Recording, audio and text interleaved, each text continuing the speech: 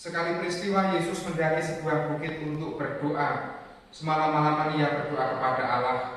Keesokan harinya ketika hari siang, ia memanggil murid-muridnya dan memilih dari antara mereka 12 orang yang disebutnya rasul.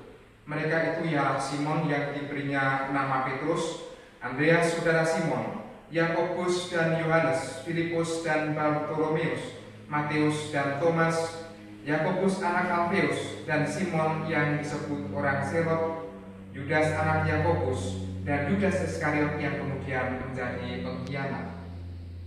Lalu Yesus turun bersama mereka dan berhenti pada suatu tempat yang datar. Di situ berkumpul sejumlah besar murid-muridnya dan banyak orang lain yang datang dari seluruh Yudea dan dari Yerusalem dan dari daerah pantai Tirus dan Sidon. Mereka datang untuk mendengarkan dia dan untuk disembuhkan dari penyakit mereka. Juga mereka yang kerasukan roh jahat mendapat kesembuhan.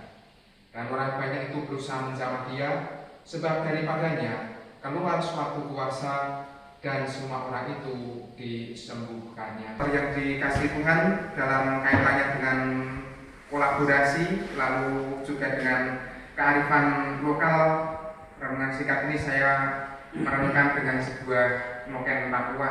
Noken itu berasal dari benang-benang yang mungkin sebenarnya rapuh, tetapi ketika dirajut dalam sebuah kesatuan akan menjadi tempat tas yang indah, lalu juga di dalamnya dapat ditempatkan berbagai barang. Maka begitu juga kita masing-masing sesuai dengan bacaan Injil yang kita dengarkan pada hari ini.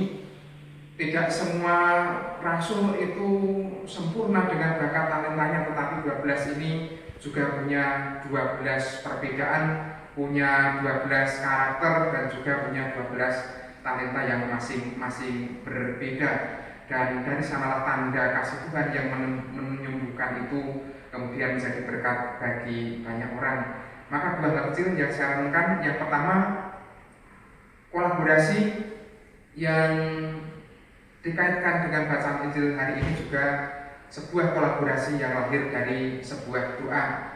Yesus memilih dan juga mengutus yang sebelumnya itu didasari dengan doa semalam-malaman. Doa semalam-malaman saja masih ada Yudas Iskariot yang mengkhianati dia. Apalagi kalau mungkin doa hanya 1 jam, 2 jam dan lain sebagainya.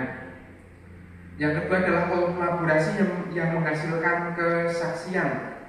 Banyak orang tadi yang disembuhkan juga mengalami mukjizat dari roh-roh jahat karena Yesus dan juga para rasul membawa berkat bagi mereka dengan suatu ketulusan. Maka kita juga dalam kolaborasi diajak untuk saling memberikan sebuah ketulusan yang nyata di dalam sikap kerjasama, dan di sanalah Allah yang penuh belas